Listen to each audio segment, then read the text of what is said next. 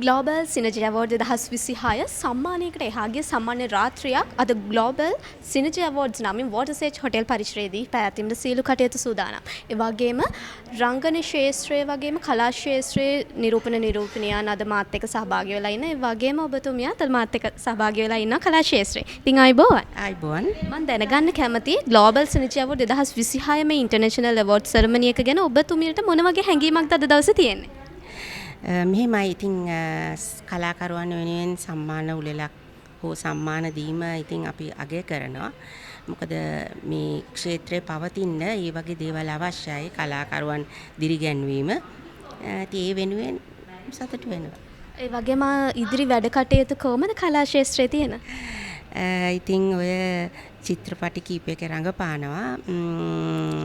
ඒක සතුටක් සහ ක්ෂේත්‍රය දියුණු වෙලා තියෙනවා. මම හිතන්නේ තව ඉදිරියටත් තරුණ පරම්පරාව සිනමාව ගැන උනන්දු වෙලා ඔවුන්ගේ වැඩ කටයුතු කරගෙන යනවා. අපි ඒකට උදව් කරන්න ඕනේ.